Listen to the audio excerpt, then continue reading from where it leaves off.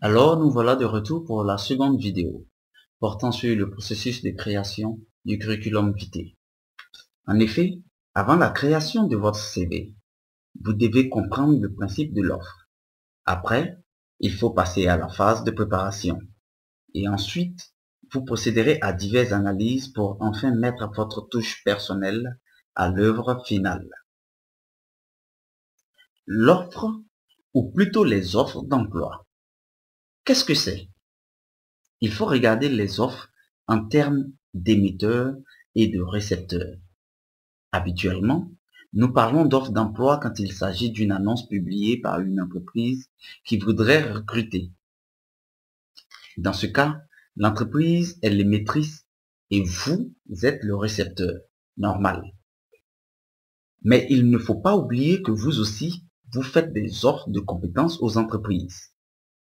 En effet, vous décidez de déposer votre CV dans une entreprise qui n'a pas publié d'offre à cet effet. Ces deux types d'offres doivent être comprises et analysées avec soin.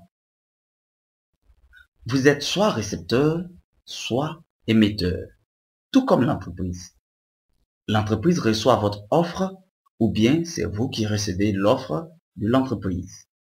Dans tous les cas, il faut comprendre comment se présente l'offre en tant que telle. Quoi qu'il en soit, pensez comme l'entreprise. Comprenez l'offre d'entreprise afin de cerner votre propre offre. Ce n'est pas du tout un hasard. L'offre se monte suivant une ligne bien déterminée. Les éléments de l'offre servent au CV. De la même manière, votre offre doit respecter cette même ligne. Ceci est un exercice rigoureux. Pensez en termes de composition si vous offrez et en termes de décomposition si vous êtes récepteur de l'offre.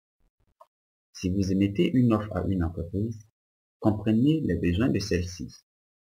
Fouillez dans les anciennes offres de cette compagnie et épluchez-les et trouvez comment intéresser cette société par votre CV. Lorsque vous êtes récepteur de l'offre, le CV répond à des critères bien précis. L'employeur envoie une offre afin que les candidats lui fassent des propositions allant dans le sens de ses attentes. L'entreprise vous dit, j'ai besoin d'un travailleur ayant ce profil particulier. L'avez-vous? Si vous êtes ce candidat, envoyez-moi votre CV. Alors, votre CV doit comporter les informations attendues par l'employeur. Mais plus encore, le CV doit ouvrir des perspectives sur le poste. Faites votre propre évaluation.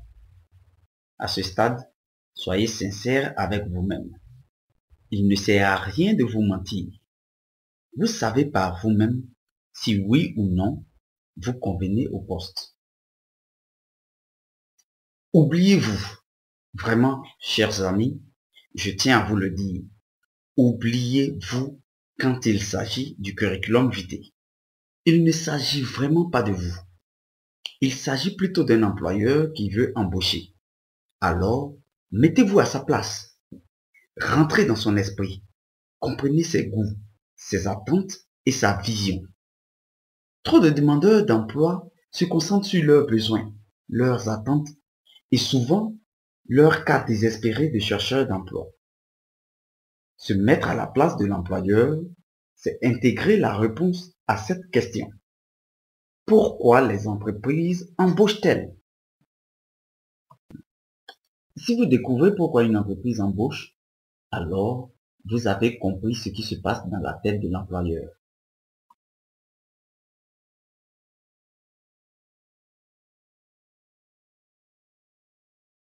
Bien, ça peut paraître cruel, mais c'est la stricte vérité. L'employeur ne pense qu'à ses intérêts, pas aux vôtres. Pensez donc aux intérêts de celui avec qui vous comptez travailler.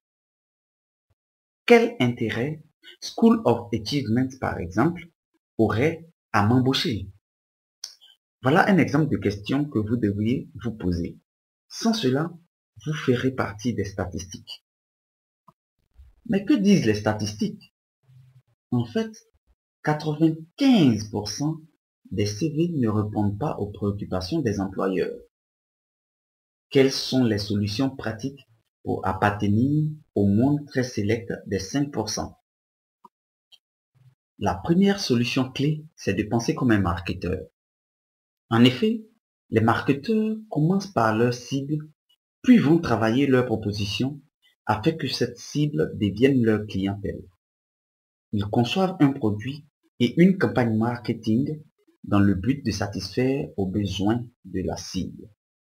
Utilisez donc ces 3 techniques afin que votre CV soit remarqué. La deuxième solution, c'est de comprendre votre cible. À ce sujet, voici l'histoire de Louise Fletcher. Son affaire grandit et est florissante, mais les tâches à accomplir la dépassent et elle est submergée. Elle n'arrive pas à livrer toutes les commandes et est injoignable la plupart du temps. Elle lance donc une offre pour embaucher une assistante. Quand Louise regarde les dossiers des candidats, sa préoccupation étant de résoudre ses problèmes,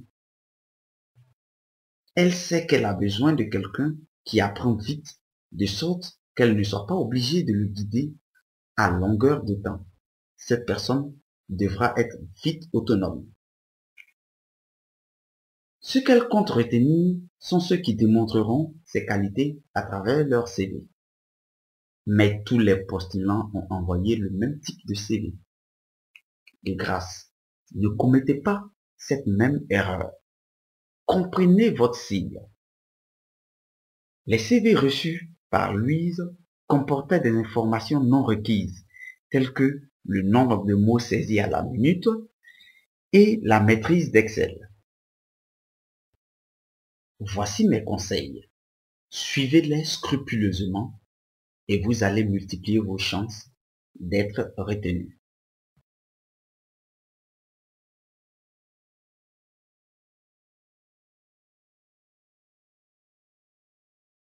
Chers amis, c'est tout pour aujourd'hui. Et demain, nous rentrerons enfin dans le vif du sujet avec Boostez-le. Boostez-le, c'est comment énergiser, comment solidifier, comment tonifier votre CV. Nous sommes impatients de nous rencontrer demain. À demain.